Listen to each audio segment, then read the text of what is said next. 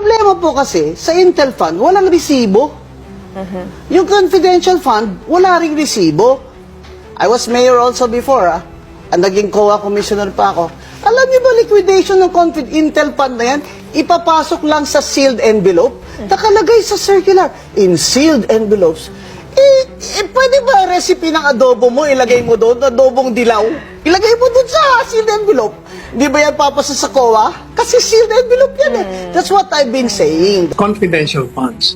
Confidential funds are reserved against the enemies of the state.